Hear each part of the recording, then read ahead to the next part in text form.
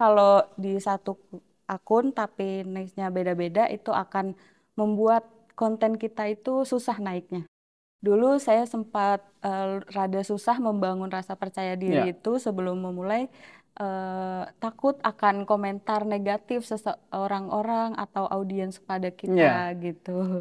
Untuk pertama dari 100.000 sih. 100.000. Dulu Iya, pernah dapat 100.000 iya. ya. Itu satu post atau satu video? Satu video reels.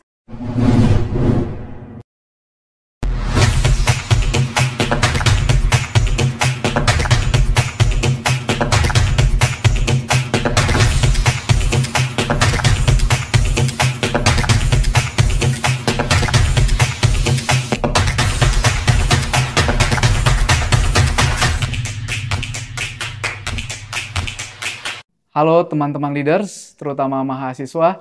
Kita bertemu lagi di Hive Intelligence Channel. Masih di acara yang sama, yaitu Pojok Mahasiswa. Kali ini bersama dengan Dwi Desi Rukmana. Dia adalah mahasiswa tingkat akhir ya Iya, di betul. Universitas Negeri DKI Jakarta. Saat ini Desi juga merupakan Duta Damai DKI Jakarta dan saat ini menjadi seorang influencer dan juga menjadi brand ambassador di Pegadaian. Kita langsung saja ngobrol-ngobrol dengan Desi untuk belajar tentang dunia influencer dan juga bagaimana membangun perdamaian di tengah-tengah sosial media. Apa kabar Mbak Desi? Halo Pak, baik. Baik Bapak ya. gimana nih kabarnya? Saya baik, sehat, Wah, alhamdulillah. alhamdulillah. Terima kasih boleh datang nih ke channel Hive Intelligence, Mbak. Iya, Terima kasih banyak ya. Em, saya ingin langsung tanya-tanya. ya boleh, boleh, boleh. Iya. Nah, yang pertama, apa sih yang membuat Mbak Desi ini tertarik untuk Hmm. terjun ke dunia influencer ini, terutama yang membahas tentang berbagai hal yang digemari atau diminati oleh Gen Z? Oke. Jadi saya ceritakan awal mulanya saya terjun terlebih dahulu ya Pak. Awalnya itu saya hanya melihat Instagram teman saya, Ya, di mana dia seorang influencer dan dia bisa collab dengan brand-brand gitu. Saya oke. melihat kok saya merasa ada ketertarikan di sana gitu. Tapi pada saat itu saya memang belum tahu caranya bagaimana gitu. Hmm, Kemudian setelah itu tiba-tiba ada seorang KOL spesialis. Dia mengontak saya melalui DM Instagram, ya. mengajak saya untuk menjadi student creator. Oh gitu ya? Iya, Jadi ada KOL spesialis yang langsung menghubungi ya? iya, dia dari salah satu aplikasi pada saat itu. Boleh tahu kayak aplikasi TikTok gitu atau? Iya, dia aplikasi Hello namanya. Oh oke. Nah, dari itu masih satu perusahaan dengan ByteDance Oh oke. yang punya TikTok juga Ya, gitu. Nah, pada saat itu dia memang fokus mencari mahasiswa ya, yang ingin belajar menjadi konten kreator. I see. Nah, saya terimalah tawaran tersebut dan di situ saya banyak belajar mengenai dunia konten dari Hmm, nol. oke. Nah, saya juga gabung di community-nya, Mm-mm. kemudian sampai diundang ke event offline-nya. Ya, Nah, di situ ketemu banyak sekali konten kreator yang ya, udah keren-keren. ya. Nah, dari situ saya awal mula saya terjun di dunia perkontenan dan sampai sekarang. Oh gitu ya. Iya. Boleh tahu nggak itu ketika dihubungi oleh KOL itu followernya udah berapa? Dan kira-kira gimana KOL ini bisa kenal Mbak Desi itu gimana caranya ya? Oke. Pada saat itu sepertinya follower saya masih 1.000-an lebih ya, Di 1.500-an. Instagramnya. Ya, Oke. kemudian dia menghubungi itu mencari mahasiswa yang memang berpotensi Ya, untuk menjadi konten kreator di aplikasinya tersebut. oke. Oh gitu ya. Jadi Hmm. mungkin dia pernah lihat konten video Reelsnya, kemudian dia tertarik untuk menghubungi Mbak Desi gitu ya. Iya, betul. Oke, menarik sekali. Nah, untuk jadi seorang influencer kan kita harus tahu dari A sampai Z, dari Hmm, hulu ke hilir, apa sih yang berhubungan dengan konten yang kita ingin bangun gitu ya. iya, Sebagai seseorang yang ingin membangun personal branding, kita betul. misalkan harus tahu storytelling, visual Hmm, apa sih yang menjadi brand kita atau brand guidelines kita. Nah, betul. kalau Mbak sendiri boleh cerita nggak bagaimana membangun brand identity-nya dan brand identity yang dibangun itu seperti apa? Oke, Pertama, untuk membangun sebuah konten itu Ya, kita harus tahu niche-nya dulu, Pak. oke. Niche-nya itu bisa dari profesi kita sekarang Ya, atau hobi kita, hal-hal yang kita sukai. ya, Nah, dari situ kita akan lebih mudah gitu, oke. lebih mudah untuk mencari target audiens. Ya, Konten kita juga akan lebih bermanfaat dan relevan untuk Gen Z saat ini gitu. mm-mm. Kalau kita udah fokus di satu niche aja dan itu memudahkan konten kita untuk naik juga. Memudahkan brand-brand juga melihat kita, oh ini niche-nya di ini loh gitu. Misalnya Hmm, ya, foodies mm. atau spesialis education di finance. Nah, maka brand-brand lain akan melihat kita sebagai satu karakter yang Oh, oke. terbentuk. Oh gitu ya. Kalau Mbak sendiri membangun karakternya di bidang apa itu? Kalau saya lebih ke lifestyle sih. Lifestyle. Ya, karena sekarang lagi jadi BA Pegadaian, Oh, jadi lebih mengedukasi tentang finansial juga. oke. Jadi ketika Mbak memutuskan untuk masuk ke satu niche, Ya, Mbak nggak mencoba untuk membuat konten di niche-niche lain ya? Fokus ke ya. situ ya? Mungkin kalau untuk niche lain bisa di akun yang berbeda sih, Oh gitu? gitu. Karena kalau di satu akun tapi niche-nya beda-beda, itu akan membuat konten kita itu susah naiknya. Oh, secara algoritma? Ya, karena target audiensnya itu nggak kena gitu, Pak. Oke. Mereka ketika kita niche-nya adalah konten foodies, maka orang-orang yang melihat konten kita adalah orang-orang yang suka makan. I see. Iya. Jadi kalau konten kita foodies, terus tiba-tiba kita buat konten misalkan lari atau maraton itu agak Iya, beda ya. iya. Ya orang yang maraton juga nggak tertarik, yang foodies juga Mm. bingung gitu ya. Sebenarnya bisa kalau misalnya ada brand yang ingin berkolaborasi, Mm-mm, namun untuk di openingnya atau hooknya di mm-mm. depannya itu kita tetap dengan foodies. Oke. Jadi nanti di akhirnya baru diselipkan konten-konten yang Konten lain. Ya, lain gitu ya. Biar orang makin besar juga niche-nya ya. iya betul Wah, menarik niche-nya. banget. Ya, kalau saya sendiri memang konsep personal branding saya adalah 3L. Ya. Yang pertama adalah lifelong learning. Hmm. Jadi saya ingin membagikan culture atau budaya untuk belajar sepanjang hayat kepada semua orang yang menonton konten-konten saya. Kemudian yang kedua tentang leadership. Kebetulan saya dipercaya untuk menjadi seorang pemimpin di organisasi dan juga sebelumnya saya pernah menjadi dosen dan ini membuat saya punya banyak pengalaman serta tahu cara menghadapi tantangan dalam bidang kepemimpinan yang juga saya ingin bagikan. Dan yang terakhir memang saya berharap bahwa konten saya bisa menjadi legacy di mana ketika saya membuat konten orang-orang bisa belajar banyak tentang hal-hal yang sebelumnya mereka tidak tahu tapi setelah baca atau lihat konten saya mereka jadi ngerti begitu. Oke. Berarti Bapak ini lebih spesialis ke education ya? Education, Iya. benar banget. Ya, saya seorang yang sangat passionate untuk mendorong orang belajar terus, bukan hanya ketika SMA, S1, tapi setelah S1 udah kerja, harusnya mereka bisa ambil pelatihan dong. Iya, Harusnya betul. mereka bisa ambil kursus, bisa ambil sertifikasi. Kenapa enggak orang setelah kerja itu terus menambah ilmu? Apalagi zaman sekarang, kalau kita misalkan belajar sosial media aja tuh, dalam setahun tuh kan Instagram punya banyak fitur baru. Iya, Iya betul, kan? betul. Kalau kita nggak belajar ya ketinggalan. Iya, betul, Pak. Iya kan? Jadi Iya. saya merasa bahwa sekarang itu orang harus mulai sadar, apalagi artificial intelligence kan sudah sangat berkembang.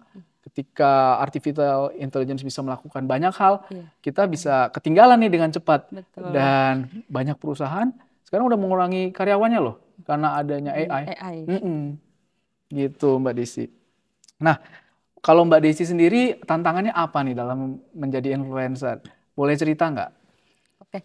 Kalau tantangan pertama kali terjun di dunia perkontenan itu adalah rasa percaya diri sih, Pak. Dulu saya sempat rada susah membangun rasa percaya diri Ya, itu sebelum memulai, takut akan komentar negatif orang-orang atau audiens kepada ya, kita gitu. benar, memang pernah. Iya, pernah. Boleh cerita Karena nggak gimana kontennya atau komennya dan cara menghadapinya gitu? sebenarnya nggak secara belak-belakan ada komentar negatif gitu, cuman kayak takut, sebenarnya ketakutan sendiri sih, Iya, pikiran negatif akan orang lain kepada kita, kayak takut aneh, takut merasa kurang dan sebagainya. Tapi kalau kita berdiam dengan pikiran-pikiran negatif situ, kita nggak akan berkembang. Ya. Jadi saya lawan pikiran itu dan ya udah, emang jiwa saya di situ. Oke, kita mulai itu. Itu tantangannya sih. Wah, luar biasa banget. Sejauh ini udah berapa account yang pernah dibantu oleh Mbak Desi? Maksudnya mungkin sebagai KOL pernah collab dengan apa aja gitu? Oh iya. Untuk collab lumayan banyak ya Pak. Pertama ada brand printer di kampus, itu Oke. saya juga pernah collab. Kemudian ada brand snack juga, Iya. Oishi. Oh. Ada brand event-event juga, Ya. event-event besar seperti Toyota. Oke. Kemudian yang terbaru kemarin ada brand makanan sih. Oke. Boleh tahu itu insentifnya itu dibayarnya per konten atau eh, per keterlibatan atau seperti apa? Boleh sharing nggak ya berapa numerasinya dari situ? Kalau itu biasanya mereka memberikan SPK, Oke. surat perjanjian kerjasama. Jadi setelah kita mengirimkan insight, maka insentifnya dibayarkan sesuai yang tertera di SPK tersebut. Oke. Gitu. Waktu pertama kali dulu pernah dibayar berapa untuk konten-konten kolaborasi? Kalau untuk pertama kali, mereka juga kadang bisa melihat kualitas konten atau dari jumlah followers ya. Ya. Biasanya kalau untuk brand-brand, untuk pertama dari 100.000 sih. 100.000. Iya. Dulu pernah dapat 100.000 Iya. ya. Itu satu post atau satu video? Satu video reels. Satu video reels. Iya. Oke, dan itu stay terus ya? Iya. Wah, menarik banget ya. Dan Buatnya terus berapa lama tuh? kalau yang brand itu printer di kampus itu, Iya. saya sekali tag untuk 3 konten. Untuk 3 konten? Iya. Oke, dan itu semuanya dihargai sebesar 100.000 tadi ya? Iya, itu untuk awal. Untuk awal ya? Iya. Yang paling besar boleh cerita nggak berapa? Ya, adalah cukup. Cukup ya? Untuk jajan. Oh, lumayan ya? Iya. Oke. Menarik sekali. Ya, kalau saya sendiri tantangan saya itu terkait public speaking ya. Iya. Jadi ketika bicara di depan umum dan juga di depan kamera, kayak tadi tuh saya kadang-kadang mulainya tuh harus pelan-pelan gitu ya, Iya. supaya bisa sinkron nih antara pikiran dan juga antara gerakan gitu ya. Dan yang saya selalu terapkan itu adalah konsep dari Aristoteles tentang public speaking. Oh, iya. Yang pertama itu konsep tentang ethos, di mana kita itu harus melakukan public speaking dengan membangun kredibilitas.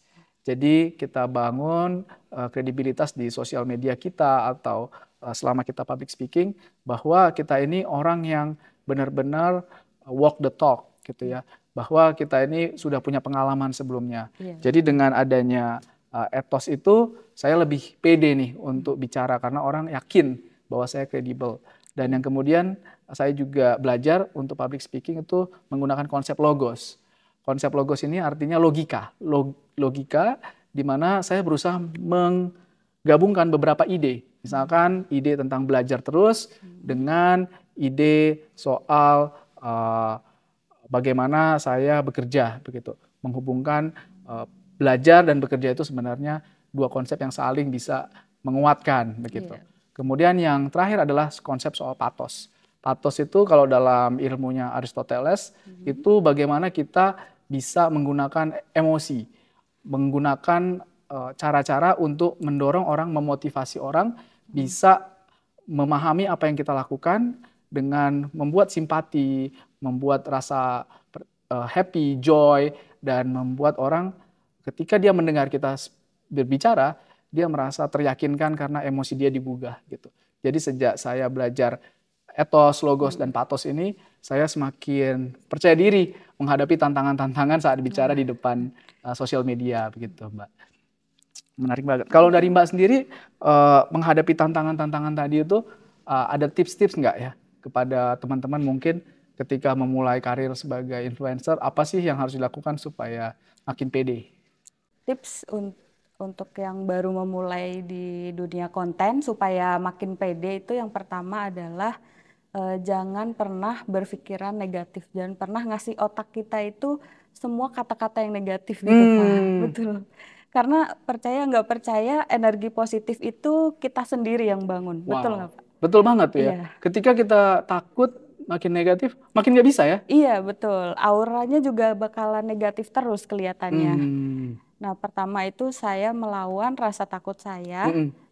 keluar dari zona nyaman. Oke. Prinsip saya satu, Pak. Ya, gimana tuh? Lebih baik kita gagal karena mencoba daripada kita menyesal karena nggak nyoba sama sekali. Wow, luar biasa sekali. Iya. Oh gitu ya? Iya, betul. Oke. Jadi dulu saya pernah mau daftar sebagai duta damai. Ya. Itu saya takut gitu, saya takut nggak bisa ngikutin. Tapi ternyata pas udah dijalanin nggak seburuk pikiran saya saat itu gitu. Oke, oke. Saya nggak seburuk seperti yang saya pikirkan saat itu gitu. I see. Ya, Wow. jadi yang pertama adalah keluar dari zona nyaman kamu gitu.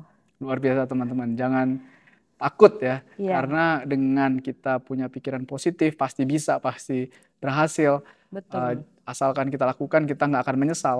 Iya, Itu tentu akan membuat kita makin percaya diri ya. Dan iya, hasilnya juga jadi positif gitu. betul. Luar biasa. Nah, yang kedua, teman-teman bisa bangun konsistensi dalam konten. Hmm, Karena itu kunci utamanya sih, Pak. oke. Ya, kalau kita males-malesan gitu, misalnya dalam sebulan itu ditargetkan Mm-mm. minimal 4 kali ngonten gitu Oke, kan. Dengan kita konsisten ngonten, pasti ada 1 atau 2 konten kita yang akan naik, oke. yang akan sampai ke audiens, Mm-mm.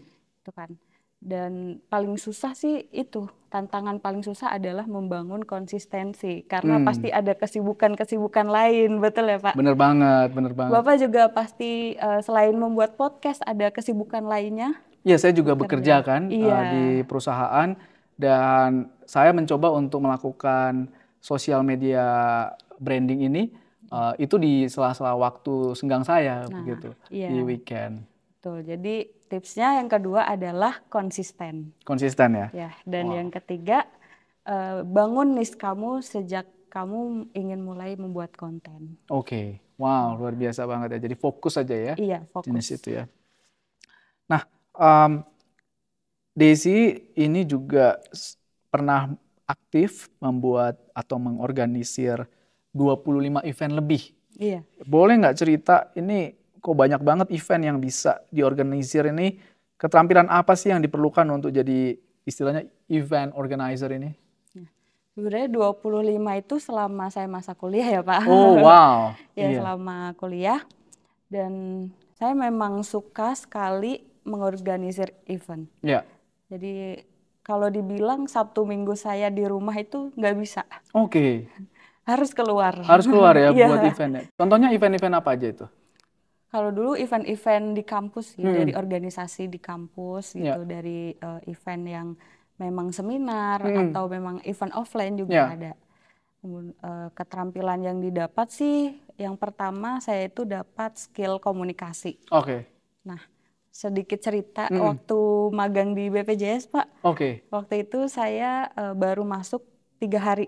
3 hari. 3 hari dari saya diberikan tugas untuk menelpon klien, dan itu yang saya telepon itu direktur, komisaris, dan Wow, orang-orang penting perusahaan. betul. Itu di situ namanya anak magang baru pasti ada rasa takut ya Pak ya. Iya, Tapi dari situ saya belajar, oh begini ya cara komunikasi dengan orang-orang penting gitu. oke. Dari situ saya mulai berani, saya diajak sosialisasi ke Gojek. Ya, Jadi BPJS bekerja sama dengan Gojek ya, dan saya langsung sosialisasi dengan para driver satu-satu. wow. Skill komunikasi yang saya dapatkan juga saya belajar memahami siapa lawan bicara saya. Penting sekali. Iya, Ya, berbagai generasi gitu ya mm-mm. Pak ya. Pasti berbeda nih Ya, berbicara sama generasi baby boomer, generasi X, Y, dan Gen Z saat ini ya, gitu.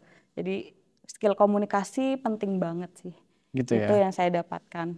Kemudian yang kedua yang pastinya skill public speaking. Ya, Keterampilan public speaking di mana di organisasi maupun event-event ya. itu saya belajar pertama kali itu saya belajar Mm. menjadi MC dulu. Oke, wow. Saya waktu pertama kali saya menjadi MC dan disaksikan di acara offline di satu fakultas itu. Wow. Dari setelah itu keterampilan MC dan moderator saya semakin berkembang di Ya. berbagai event Ya. gitu.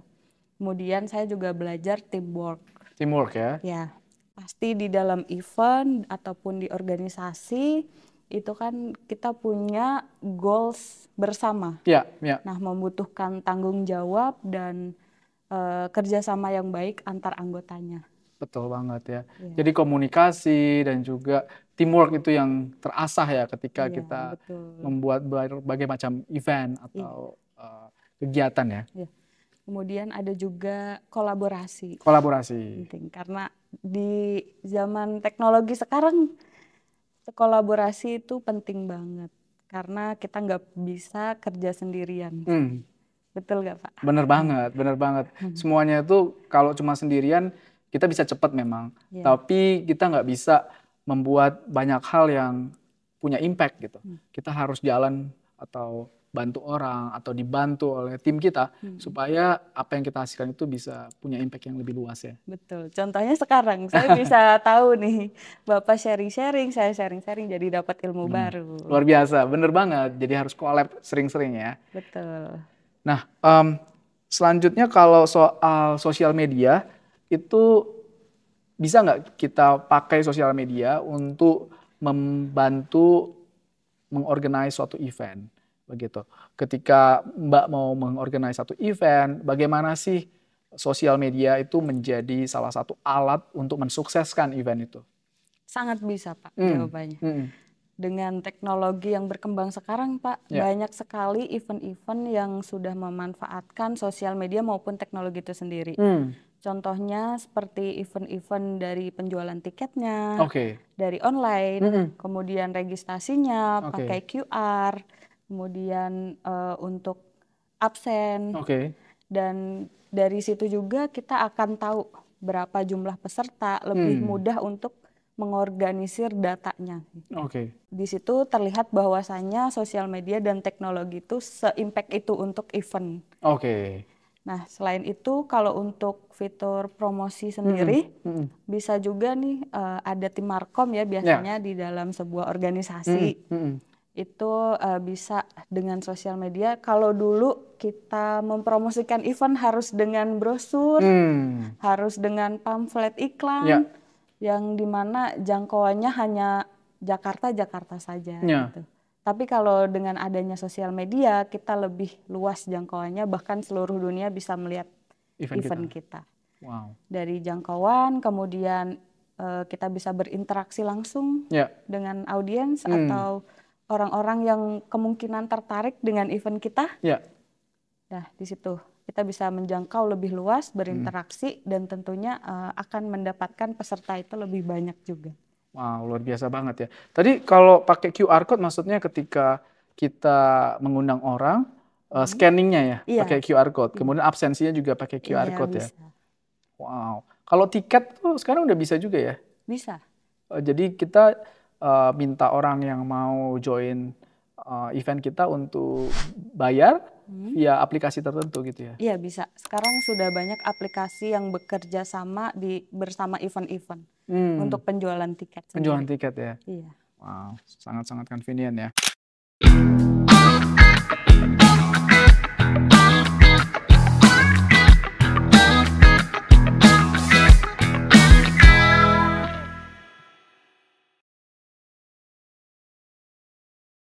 Aku mau ngajak sih, lebih ke mau ngajak ke Gen Z sekarang untuk mulai punya dana darurat.